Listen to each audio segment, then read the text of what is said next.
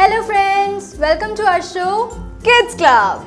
तो जैसा कि आप लोग जानते हैं आज ईस्टर है, तो मेरी तरफ से और केजा की तरफ से आप सबको अ वेरी हैप्पी ईस्टर। तो मैं उम्मीद रखती हूँ कि आप सबका ईस्टर बहुत अच्छा जा रहा होगा, है ना शिमी?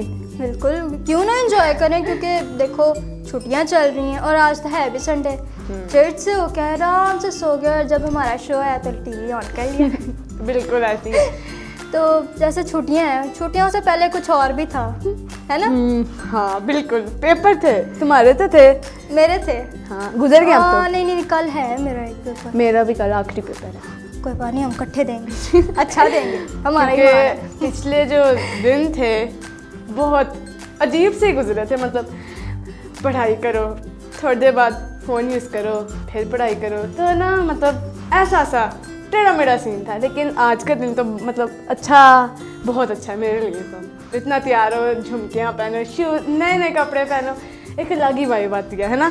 हाँ, और ईस्टर का जब दिन होता है तो बहुत सी नई नई चीज़ें होती हैं।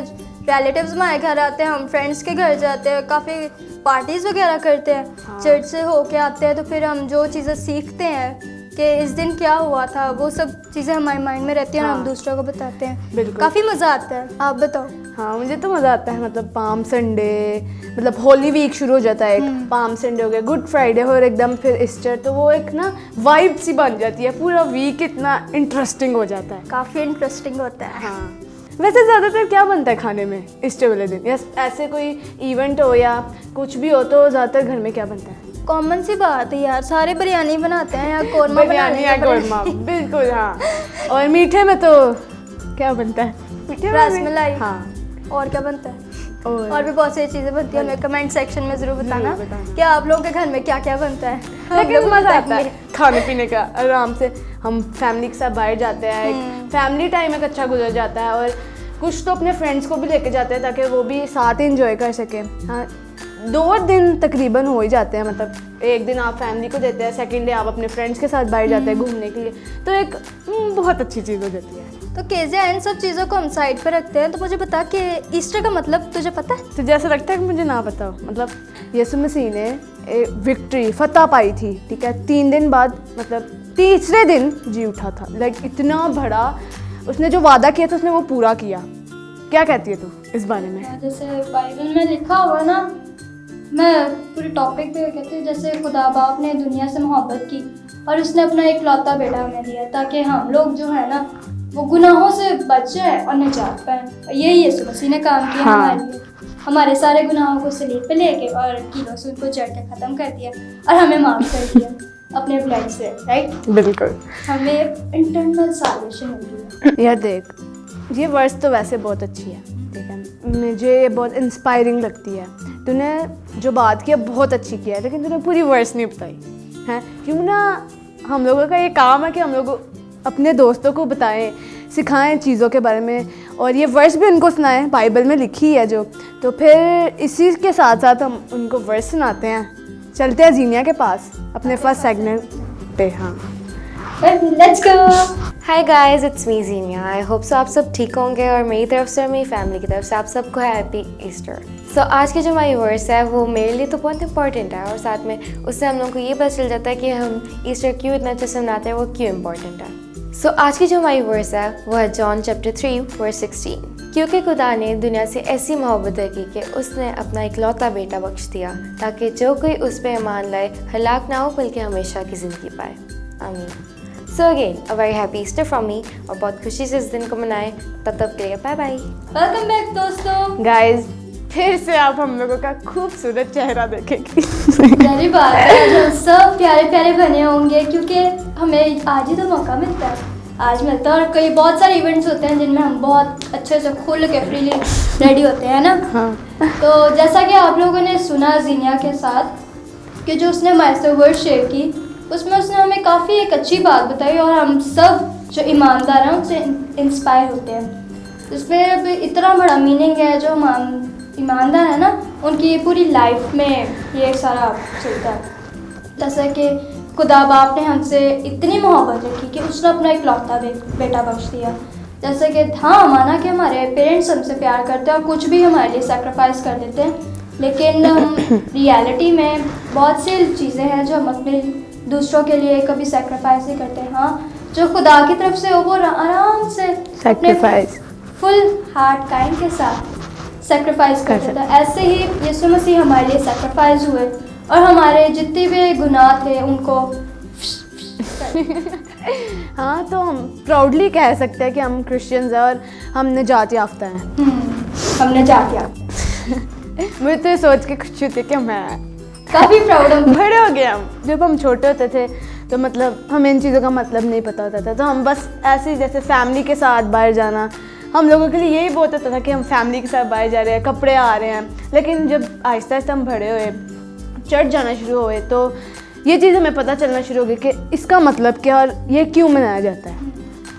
ईस्टर का बहुत बड़ा मीनिंग है और जो ईमानदार हैं उनके लिए तो बहुत बड़ा है, और जो ईमान नहीं रखते यीशु मसीह के ऊपर उनके लिए भी बहुत बड़ी चीज़ है, क्योंकि हिस्ट्री में पहली दफ़ा ऐसा हुआ है हाँ, कि कोई अपनी कब्र में से तीसरे दिन निकल आया जी उठा और आसमान पे गया। मेरे कल क्या बात है ना। मुझे तो गूज़बम्स आ रहे हैं। मुझे भी याद आता है जब बाइबल में हम पढ़ते हैं तो बहुत सारी चीज़ें होती हैं कि कैसे क्या क्या वो गलील में जाके यीशु मसीह ने किया अपने जी उठने के बाद, और कैसे वो आसमान पे गए रूह की फॉर्म में। क्या बात है यार, जब वो वहाँ पे जो शागिर्द थे वो देख रहे होंगे कितना उनका वो होगा, क्या कहते हैं, बहुत बड़ा है, बहुत बड़ा मंजिल होगा। हाँ, मुझे पता था, मैं बता नहीं रही थी इसको। मुझे पता होता है वैसे, तो इसको नहीं पता था वैसे ही। कोई नहीं, तो आप लोगों ने एंजॉय किया होगा फर्स्ट सेगमेंट भी, तो अपना ही ऐसे सेकंड सेगमेंट चलते हैं। सेकंड सेगमेंट हमारा तो आई थिंक स्टोरी क्या है आ, शिमी, इतने एपिसोड्स हमारे हो चुके हैं, तुझे अभी तक ये नहीं पता चला कि हमारा सेकंड सेगमेंट कौन सा था। होते रहते, तो हमारा सेगमेंट दूसरा है वो स्टोरी का। तो चलते हैं हम यशल के पास और कोई नई स्टोरी सुनते हैं। हेलो दोस्तों, मेरा नाम यशल कामरान है। उम्मीद है कि आप सब लोग ठीक होंगे। तो आज आप सारे बहुत प्यारे भी लग रहे होंगे क्योंकि आज तो ईस्टर है ना, सबने ईस्टर मनाया भी होगा।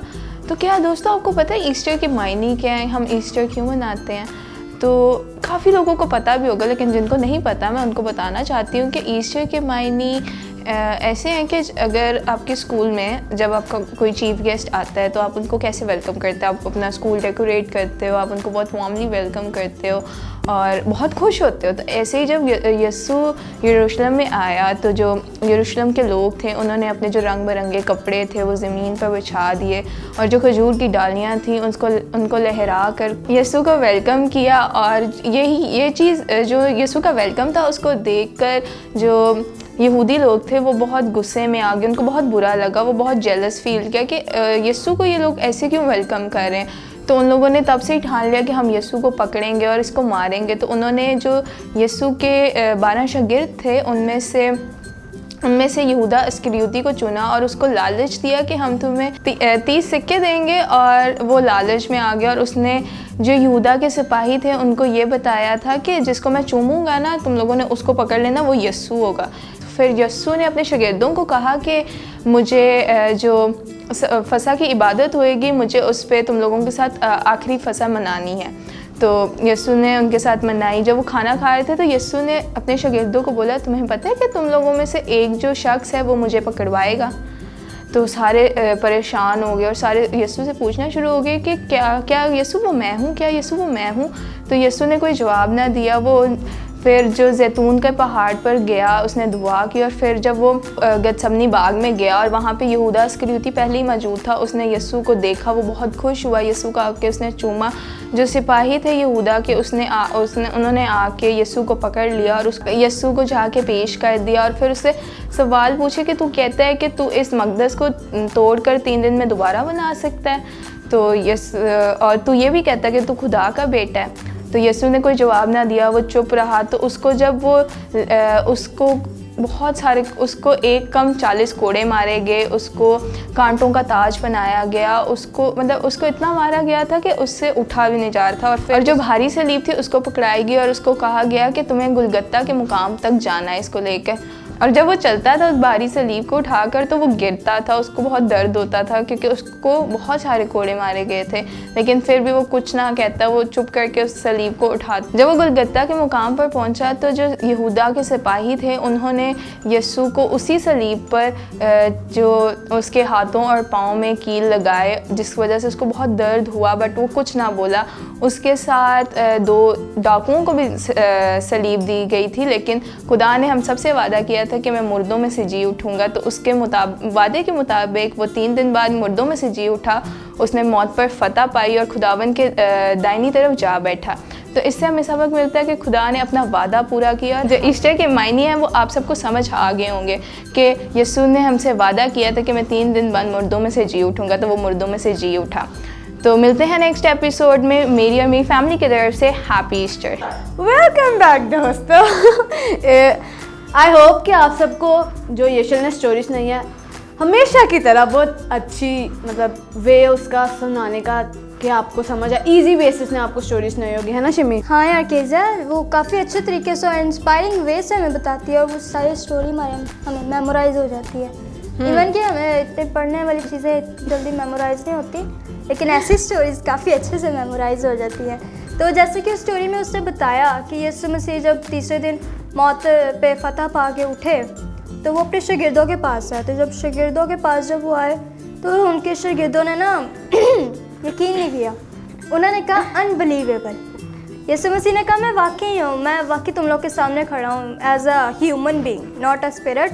तो उन्होंने फिर भी यकीन नहीं किया। तो यीशु मसीह ने कहा जहाँ पे मुझे कील ठोके गए थे ना वहाँ पे उंगली डाल के चेक कर लो, फ्लैश है, वो मतलब स्पिरिट नहीं है, फ्लैश है। फ्लैश मतलब ये गोश्त, ठीक है, गोश्त है। तो उनके जो शागिर्द थे उन्होंने कहा कि वाकई यीशु मसीह हमारे सामने मुर्दों में से फतह पाके उठ खड़ा है, हमारे सामने खड़ा। तो ऐसे ही यीशु मसीह ने गलील में और पूरे इस्राएल में खुशखबरी की खबरें फैलाई कि आसमान की बादशाही बहुत नज़दीक है, हम अपने गुनाहों से तौबा करें और यीशु मसीह के साथ इंटरनल लाइफ में शरीक हो जाए, है ना? वाह, इसको कितनी अच्छी इंग्लिश आती है। इंग्लिश कभी गुरूर नहीं किया। English okay. खालिस उर्दू भी हम बोलते हैं, है ना फ्रेंड्स? इसी तरह हम फिर अपने अगले सेगमेंट पे चलते हैं। अगला सेगमेंट क्या है वैसे? Worship, I think. यस, हाँ, वर्शिप मोस्ट एंजॉयिंग वाला, हमारा फेवरेट। से वाइब्स आती है और अच्छी वाइब्स आती है। फिर चलते हैं। तो बाय आज ही बाय। हमारे साथ ही आपने अब फिर हमें मिलना है तो आज साथ ही चलते हैं हम, ठीक है? Bye bye. हेलो दोस्तों, तो फिर हम अपने फेवरेट सेगमेंट स्टार्ट करते हैं जो काफ़ी अच्छा और वाइबिंग वाला है ना केजिया? हाँ, चलिए। हालेलुया बोलो यीशु जिंदा हो गया, हालेलुया बोलो यीशु जिंदा हो गया, कुल दुनिया दा निजात रहंदा हो गया, कुल दुनिया दा निजात रहंदा हो गया। पापा तो बचान यीशु आया जग ते, पापा तो बचान यीशु आया जग ते आन के मिटाए उसने पाप सब दे, ते आन के मिटाए उसने पाप सब दे। हालेलुया बोलो यीशु जिंदा हो गया, हालेलुया बोलो यीशु जिंदा हो गया, कुल दुनिया दा निजात दहिंदा हो गया, कुल दुनिया दा निजात दहिंदा हो गया। जय जय बोलो मोमनो मनाओ ईद नू, जय जय बोलो मोमनो मनाओ ईद नू, ते दिल विच रखो मसीह दी दीद नू, ते दिल विच रखो मसीह दी दीद नू।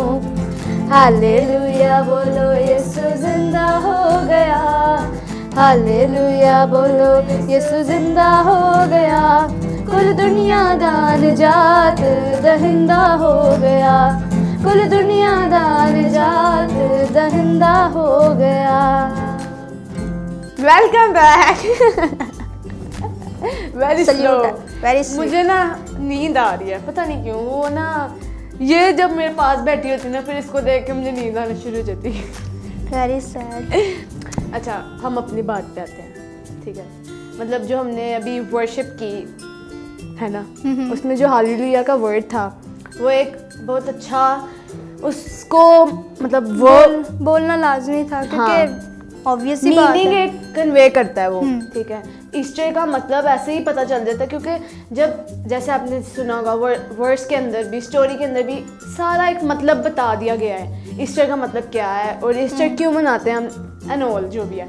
लेकिन जब हम वर्शिप करते हैं, एक वर्शिप करने का वे होता है वो बहुत ज़्यादातर मैंने देखा लोग ना ईस्टर पे, गुड फ्राइडे पे ब्लैक पहनते हैं, देखा होगा तूने भी।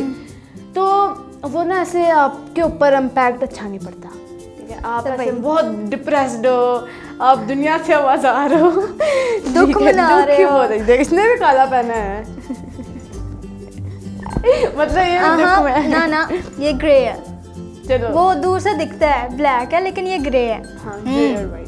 लेकिन मतलब ऐसा होता है कि ईस्टर पे, पाम संडे और सब ज़्यादातर ना ब्लैक पहनते हैं। कुछ लड़के होते हैं, कुछ लड़कियाँ होती हैं, ठीक है। मुझे भी ब्लैक कलर बहुत ज़्यादा पसंद है, तुझे भी मुझे भी पसंद है। ब्लैक पसंद। लेकिन ना खुशी के दिन पे कभी ब्लैक ना ही पहन तो ऐसे मायूसी का बायस लोग समझते हैं ऐसे।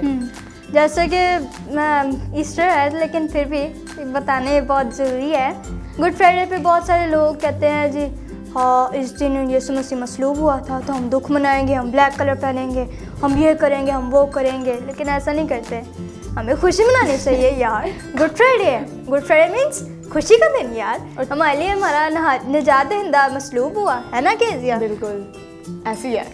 तो फिर केजिया हमारा लास्ट सेगमेंट रह गया ना। मेरा दिल नहीं कर रहा अभी जाने को। ओहो। मैं दिल कर रहा मैं और बातें करूँ। ओह आपने अपने फ्रेंड्स के साथ और एंजॉय करना है। नाइस। नहीं यार, उन लोगों ने भी जाना है फैमिली के साथ बाहर, तो हम उनका ऐसे लग रहा है कि उनका टाइम वेस्ट कर रहे हैं, थोड़ा सा लग रहा है। टाइम वेस्ट तो नहीं कर रहे, हम तो उनको काफ़ी चीज़ें सिखा रहे हैं नई नई, ताकि वो अपने पेरेंट्स को बताएं, अपने टीचर्स को बताएं, अपने और नए नए नन्हे मुन्ने बड़े दोस्तों को बताएं। नन्हे मुन्ने बड़े दोस्त नहीं, अपने बड़े बहन भाई भी तो दोस्त होते हैं ना, उनको भी बताते नन्हे हैं। मुन्ने कि जो हंसी मजाक तो हमारा बहुत हो गया और चलता भी रहेगा। तो फिर हम अब काफ़ी इंटरेस्टिंग सेगमेंट की तरफ चलें। तो चलते हैं मिशन हुसैना के पास और सीखते हैं उनसे कुछ क्रिएटिव, है ना, ताकि वो जब बोलो ताकि वो जब हम देखें तो हम अपने घर में बना के सजाएं भी यार। बिल्कुल डेकोरेशन पीस तो यार मैं तो बनाया, मैंने मौका भी जब मिलेगा ना तो मैं ज़रूर दिखाऊंगी। पेपर कर ले फिर बनाई। तो चलते हैं अपने लास्ट सेगमेंट की तरफ। हेलो दोस्तों, मैं हूँ आपकी दोस्त मिशेल और मैं हूँ हुसैना। तो दोस्तों आप सबको सबसे पहले मेरी और हुसैना की तरफ से हैप्पी ईस्टर। तो दोस्तों हम सब उम्मीद करते हैं कि आप लोग ठीक होंगे। और आज जैसा कि आप लोग देख सकते हैं आज ईस्टर स्पेशल होने जा रहा है। तो दोस्तों आप देख सकते हैं हमारे टेबल पे बहुत ही खूबसूरत नेस्ट बना हुआ है और आज हम लोग आपको यही बनाना सिखाने लगे हैं ईस्टर के लिए। तो दोस्तों इसके लिए हमें बास्केट चाहिए और पेंट्स चाहिए, ब्रश चाहिए और यूएचयू या ग्लिटर। ये मार्केट में बहुत ही ईजी अवेलेबल होते हैं। तो दोस्तों स्टार्ट करते हैं आज की एक्टिविटी। तो दोस्तों सबसे पहले हमें चाहिए कुछ प्लास्टिक के एग्स, जैसा कि आप लोग देख सकते हैं ये मार्केट में बहुत ही आम मिल जाते हैं। और अब हम लोग इन एग्स को डेकोरेट करते हैं कुछ पेंट्स के साथ और ग्लिटर्स के साथ।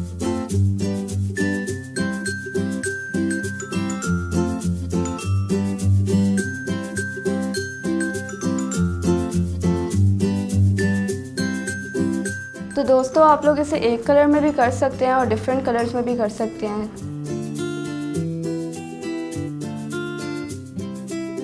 तो दोस्तों आप लोग देख सकते हैं ये कितने खूबसूरत लग रहे हैं, है ना हुसैना?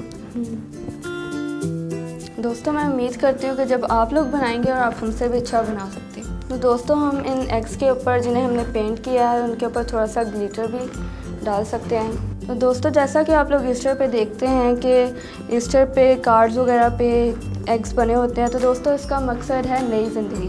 तो दोस्तों जैसा कि आप लोग देख सकते हैं हमने कुछ बास्केट्स ले ली हैं और ये आपको मार्केट में बहुत ही आम मिल सकती हैं। और उसी तरह दोस्तों हम लोगों को कुछ ड्राई ग्रास चाहिए जिससे हम लोग नेस्ट बना सकें।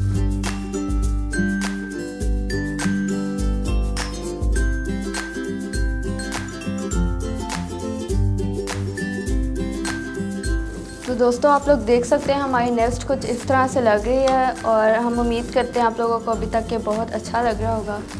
तो अब हुसैना हम अपने एग्स को इसमें डालते हैं।